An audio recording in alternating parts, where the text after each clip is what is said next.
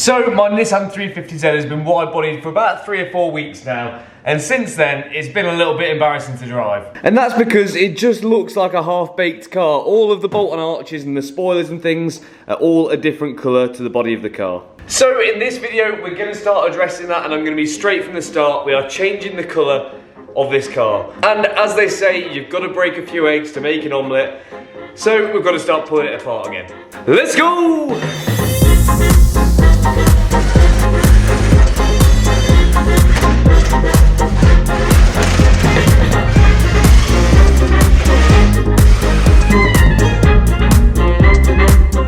So I don't think I made it clear enough in the intro, but we're actually going to be painting this car, not wrapping it. The reason being is I just prefer the finish of paint, and also as well I am a detailer, so it does feel like the right choice.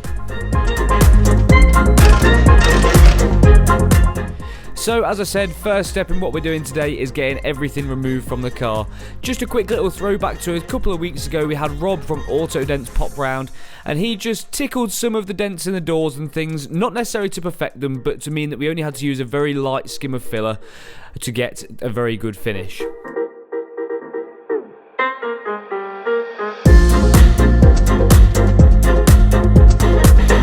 So the next thing to come off is the door shut trim, shortly followed by the side skirts. The side skirts are probably one of the most damaged parts of the car, so we'll be sending them somewhere else to get sorted out before the car's painted, so they won't be going back on in this video.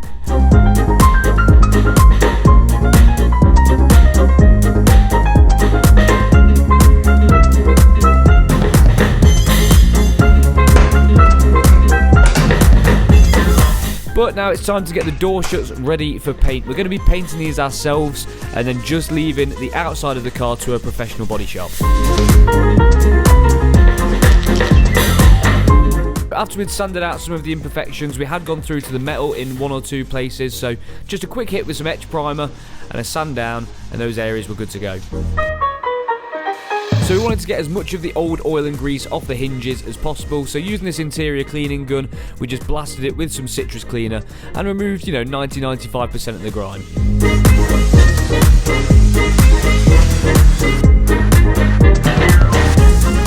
So next up was the boot shut, and we just used some scotch and a degreaser and just rubbed over them, 1 to clean it, but 2 also to give the surface a good key ready for paint.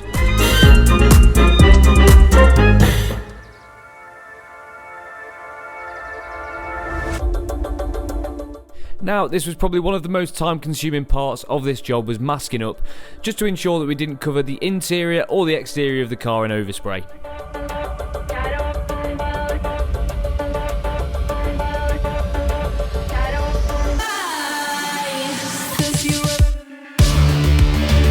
So we're only trying to paint what you can see, so if a trim or a seal covers it, we're not too concerned. We just want to make it so you can't see the old colour of the car when you open the door or the boot. So now the car is masked off and it is also prepped. We did try and remove the boot from the car and also the doors, but there was a bolt on the boot which was rounded and it just wasn't having it, so they were staying on the car. We didn't want to faff around with it too much, so time to get the paint mixed up and get some laid on. So I'm going to be painting all of the shuts and the underside of the bonnet in black, just because, one, it's a little bit easier to paint and I think a little bit more forgiving, but this also makes colour changes in the future a lot easier.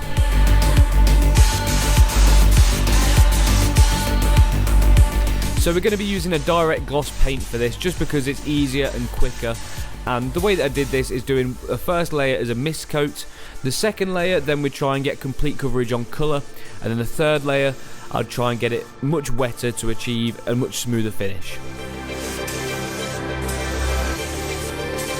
I just want to point out now that I am no professional. I'm not a painter and I don't claim to be, and I don't claim that what we're doing here is necessarily right. I'm just showing you how we did it.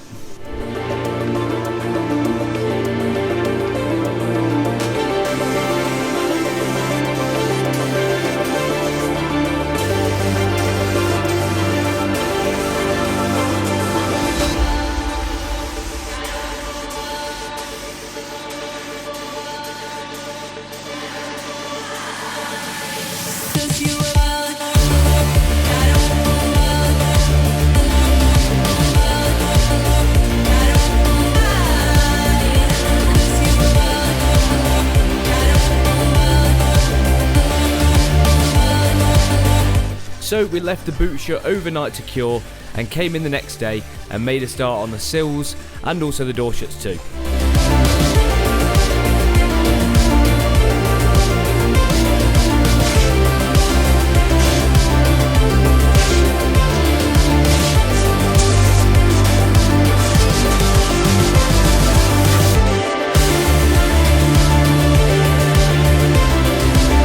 So as I was pretty happy with how the boot shut turned out, I used the same process when doing the door shuts too. So did a mist coat, a coverage coat and then a wet coat at the end.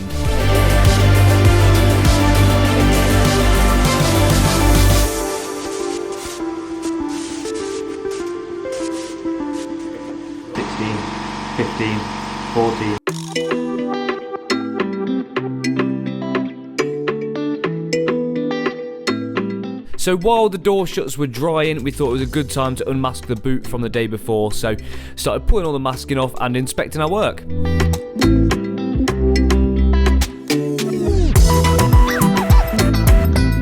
I'm actually pretty happy with these. There's a few little runs and things which can easily be sanded and polished out, and there's a few bits which go over onto the paintwork. Because we're going to sand the outside of the car, it doesn't matter at all, we can sand those off too.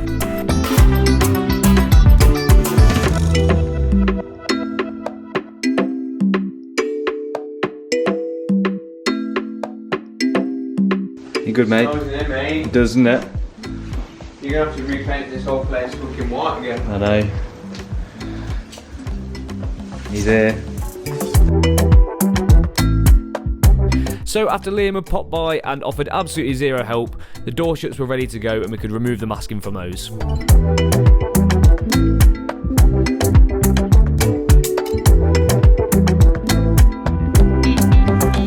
Now, if you remember when I got this car, I was complaining about a smell that was in there and I've not shut up about it since. It's been the most stubborn smell in a car that I've ever dealt with.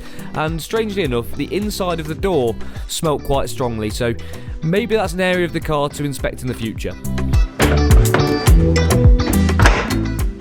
Okay, so we've now got all of the doors and the boot back together and everything is sort of working as it should. Now, there was a big gap here when the boot was shut, which we found to be one of the boot struts, was the bracket was upside down. Now, I've put that the right way around and the gap there is a lot better, but in turn, that has then put out the boot release mechanism. So, I know what this is, let me show you. So on one side there is this spring here, which is quite tough and does its job fine, but on this side, it's missing, and I think the only reason it worked before is because that was upside down, it was always pushing up slightly, so then that was releasing the boot. So unfortunately I've had a look at the price of these and they're £50 each, so I'm going to see if I can find a cheaper alternative first, but I don't think I can put up with it like it is. So now before we take down our makeshift spray booth, going to get the car outside and paint the underside of the bonnet.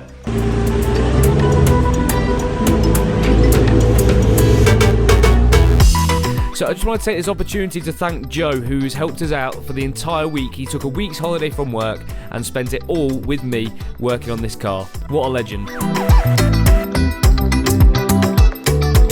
So I wanted to do something to leave my mark on this car, so using one of my slick stickers, stuck it on after the bonnet was prepped and painted over it to give this really cool 3D effect.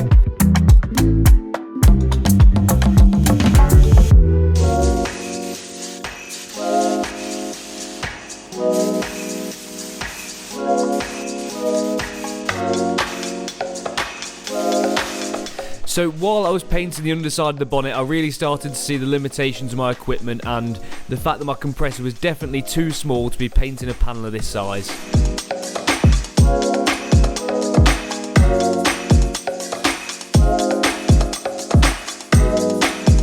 So while the bonnet was drying, to keep ourselves busy, we went out to the car and started marking out every single little dent and mark and scratch that we wanted to fix in the prep stages before it's painted.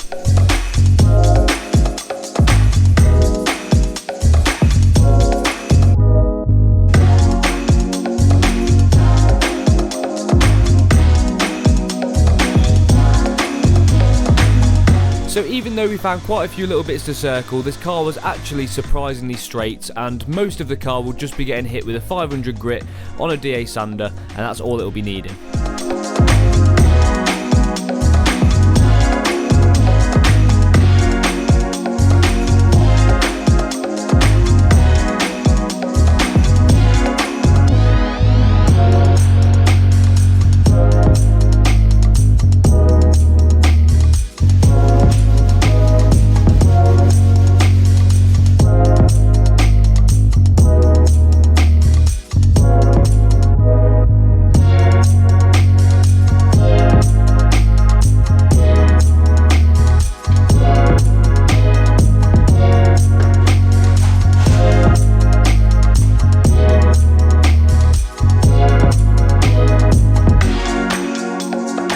So Joe has already prepped the areas which are going to need filling beforehand with a coarser grit paper, and now we're just using a very fine filler because all of these marks are very shallow, just to fill in these tiny little dimples, dents and imperfections.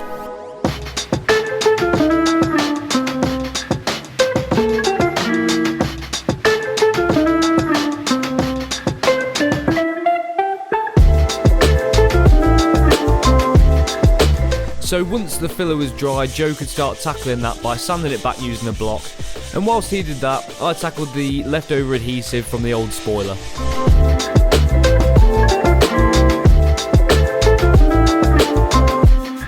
So to do this, I just used a caramel wheel on a drill and it just rips off that old sticky adhesive, ready for it to be sanded.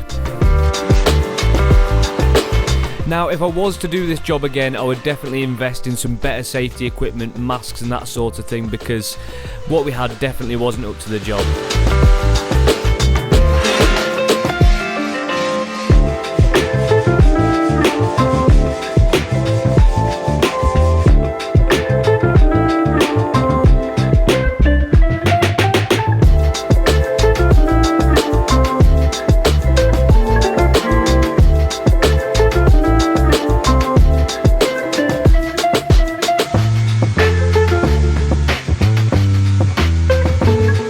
So now the whole car had been sanded, all of the filler work was done, the bonnet was refitted, we were making some serious progress. The next thing was giving it a quick wipe down and refitting the body kit. When we paint the car, we will also be doing a rear wiper delete, so while we had the boot apart, we took the rear washer jet out and just replaced it with this little rubber bung. So the final piece to the puzzle is the front bumper, and once that's refitted, that is our little project done. Finally, there we have one paint prepped car. The body shop that we're going to has asked us not to do anything with the fiberglass parts. They said they can sort that out, and yeah, it's been one hell of a slog, but I think we've done pretty well.